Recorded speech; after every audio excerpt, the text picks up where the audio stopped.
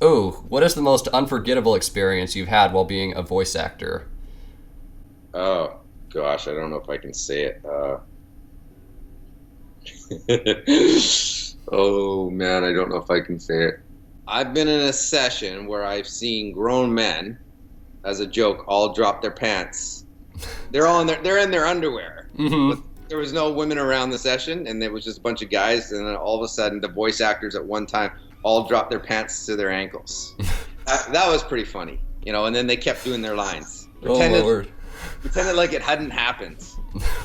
Oh gosh, that'd be some interesting context. Yeah, I mean, this is behind the scenes. Nobody would Mhm. really see that, but that was. I'm never gonna forget that. Like, Yeah, how could you? yeah, Go I ahead. wasn't in the session at the time. Just to let you know, just in case you tweet out, Brent Miller and friends dropped their pants in session. It didn't. It wasn't me. It wouldn't be me tweeting, it'd be all people watching the video. Yeah, well, just people. It wasn't me. Alright. Although I would have done it. I would have done it. It wasn't me. Well, but I it wasn't you, right. would've- So have you had any challenges in voice acting, like any road bumps that made you want to do something else? And if so, how'd you overcome them? You know, your voice acting it's tough, man. You like when you work, you're a rock star because you Mhm. get paid well in a short period of time.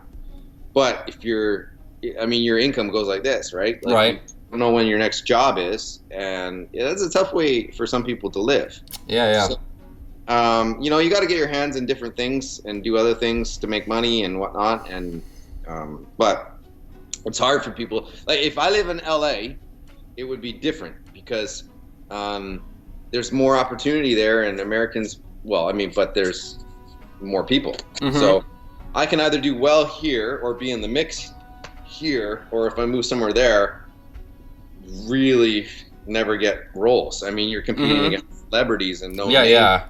So it's kind of finding that balance and finding the right city that works and all Right. that sort of thing. So like there's two types of animation. There's prelay, which is like Ninjago, where Mhm. we do the voiceover and then they animate to our voices. Yeah. Then there's ADR, which is called dub. It's basically dubbing. Mhm. So if it's in Japanese, it'd be like, and then you go, come on, guys, let's go. You know, and then Mhm. you're by yourself in the studio and you watch the TV and you hear some beeps in your head and you go, doot, doot, doot. Then you try to match the flaps of the mouth, right? Mhm. And then you move on. And you never know in an anime script what the heck is going on in the scenes because it's Mhm. just all. And let's just face it, most of the anime you wouldn't know, even if you did know what was going on in the scenes, you wouldn't Right. understand anyways. Mhm. So we just like put the words in the flaps. But when you're in prelay, you work with a cast in a room and you work off each other. Now prelay pays better, so everybody wants to be on the prelay shows. Mhm. So when things are slow, though, there's more dubbing work. Mm. So if you're in for a few times a week doing some dubs on shows, and that's pretty consistent, and then in a month you've been in there, a whack of times, your mortgage, your bills, that stuff's taken care of. Well, when you lose something like all the work goes to Texas or other places, which Mhm. happened back in the day, then all of us that were in just regular, just going, oh, scary times, Mhm. So you just ride it out, man. You just Yeah. So this might have been asked before on one of your other interviews with you. That's okay, because maybe your fans are new to seeing it. But do you play any instruments or sports? Okay, I play guitar, bass, drums, and I sing. I'm best at electric guitar or acoustic guitar or whatever. I played since I was like 12. But yeah, I play second. Well, I mean, bass is quite easy for me because of that. But I'm getting pretty good on the drums. Sports, man, I'm a killer floor hockey player, but I don't play Hockey. right. I love floor hockey, but I'm not playing that right now. For fitness, I just work out and I run and I have a gym downstairs in my house, so I just work Oh out wow, here. that's fancy. I don't have a lot of time to get involved in, an out contact sports or whatever. Yeah. I love sport. I mean, I love sports. Yeah. What about you? What do you like? I do racquetball, but like I'm not in like a team or anything. I just go like whenever I'm at the gym and I decide, hey, I'm gonna do some racquetball. Just Yeah. go there and I play with You- my sister, so that's fun. you'd whip me at that. Because the other thing I'm horrible at is tennis. I'm Yeah. not a good tennis player. They go hand in hand. Yeah, when I was in school, I was on the tennis team. They had I was number 10, and the 8 people play. I never played one game. And I only joined the tennis team because of peer pressure from 2 friends saying, "Come on, man, it'll be fun with him." Trust me, that was the dumbest thing I've ever done.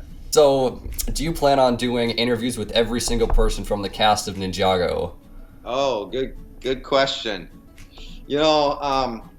I gotta tell you, man. Kate, you're on social media now, right? Like you have a YouTube channel. Obviously, people are watching this. Do you find it frustrating at times with comments and just people, like my friends, who are these voice actors, as a group of my friends, are saying yes? I haven't had one person say no to me in an interview, and I feel like the very first day I came on social media and said this is what I want to do, and I was like shy, going, I'm not really sure about this, and blah blah blah. That I'm actually doing it. Maybe a lot of people were like, "Oh, forget it. He's not going to be able to get voice actor. Like, who is he?" And I'm proving to the world, and to I already knew myself, but I wanted to prove to them that, like, if you come on this ride, man. I had one guy really bug me. I was at 1,000 subscribers, and I put in a video. Please, guys, just like give me. And you notice now that I don't beg for subs, right? I don't say, oh, I'll just say, like, subscribe this, like, most YouTube guys do, right? But I wasn't begging for subscribe. Back then, though, in the earlier videos, I'd be like, oh, can you guys please share this around, get subscribed? And one guy's comment like, oh, you're at 1,000 subscribers, now you're, like, begging for subscribers? Like, what's up? And I'm like, oh, you don't get it. Like, pretend you're Paul Dobson. And are you going to go on a YouTube interview for 1,000 people? Now, to some of you guys, 1,000 people sounds massive, but guys, when we do Ninjago, these episodes get 3 to 4 million views per episode, and you're asking the stars to go on the internet and answer your questions. I'm like, no one's gonna care about 1,000 views, for a video, and 1,000 views that's a lot of views, but for guys like us, it's almost an insult, right? It's like, oh. So I had to build the channel up, and I'm still, like, honestly, I still feel like it's small, and that these guys are doing the favors for me. So when a guy complains, it's like, oh, you're at 1,000 people. The subs aren't for me, man. It's for me. It's to get attention from these top-of-the-line voice actors. But, that's why, it means a lot to me that you're coming out to do this interview, because, I don't know how many views this is going to get, so it's... Dude, I don't care. I'm doing this interview because... You messaged me a long time ago about being a fan, and you're like, if you can just sub to my channel for 3 days, that's what you asked me. And then I thought to myself, man, this is what a Ninjago fan truly is. So I was like, here's a dude that just likes this show, and I subscribed to you, and you were over the moon about it, and I was like, checked out some of your content. He's got a personality. This is what a Ninjago fan truly is. And just thought, and I popped in on a couple of your streams. You have.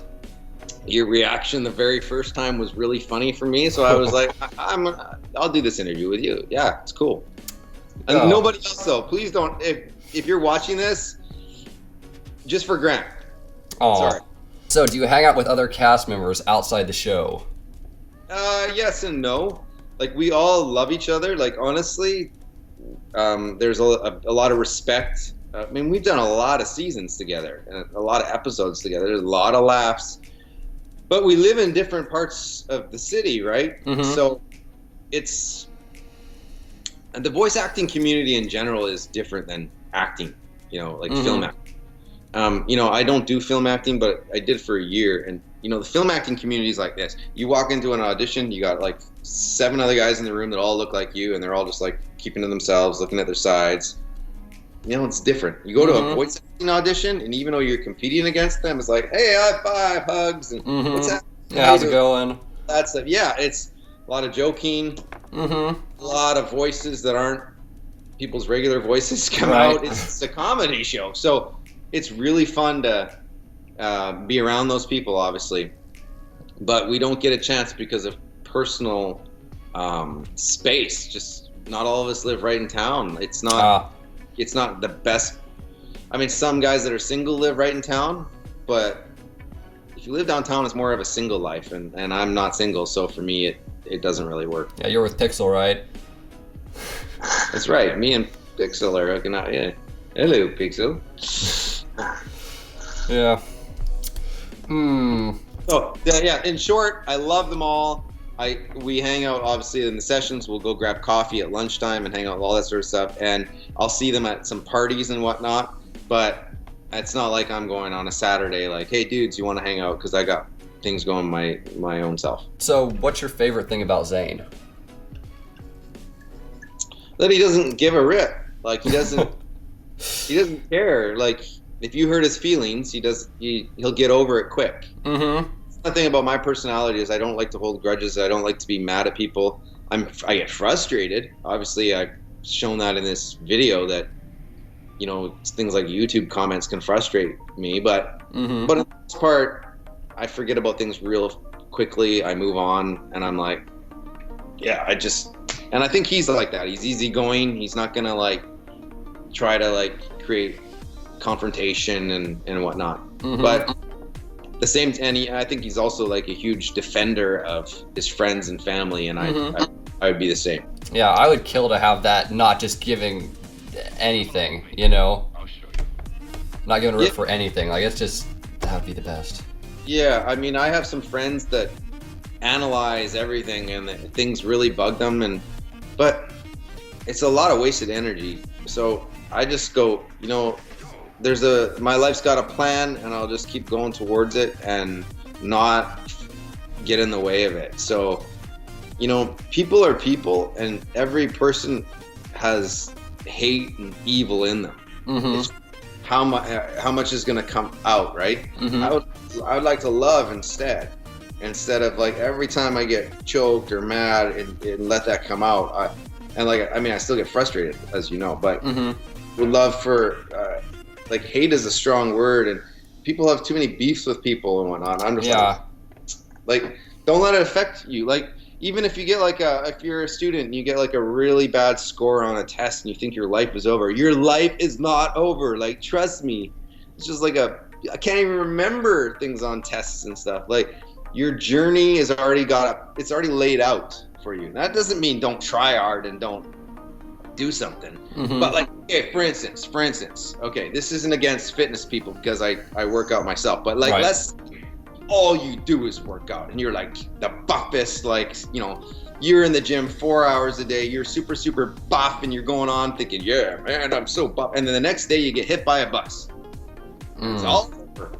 And you go, 4 hours a day was spent in a gym and not with your family, friends, or doing stuff that would have been great, those memories. Mm-hmm. But I got 4 hours of pumping iron in my, you know what I mean? Mm-hmm. So I'm like go in the gym, yeah, but to dedicate, I don't know.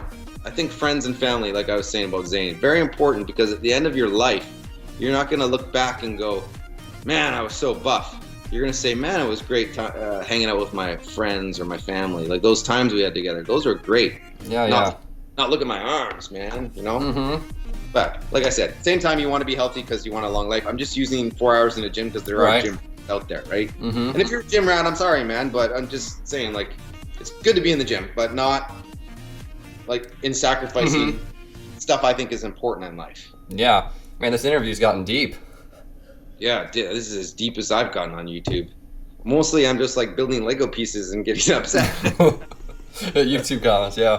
One of the questions I just answered in a recent video was, do you play Pokemon Go? Well, like, where did Pokemon Go go? Like, it's done. As far It as is. It was like a phase for like 2 weeks, and then it was done. Nobody's talking about it. No one plays it. No, and I never downloaded that app or even was tempted to, because I'm like, what a time waster. Like, I struggle with time already, and now I'm going to be on like getting in accidents. Mm-hmm. You know, it's not that I'm like against any of that stuff. I'm just like, we humans have to be wise with our time. We have very limited time on Earth, and we spend so much time on, you know, like, this is a problem for me, right? Like, we just too much time on our devices and in front of screens. And so yeah, Pokemon Go, I was like, nah, I'm not gonna do that. No. Mm-hmm. It was because they didn't update it, and so everyone just kind of was like waiting for the update. Never happened. Everyone just kind of. Is that what happened? Mm-hmm. Okay. They were like waiting for like a training update and like a real battle update instead of just clicking. And Pokemon Go was like, we'll do it eventually, and they're like, we don't want eventually, and then it just stopped because people got tired.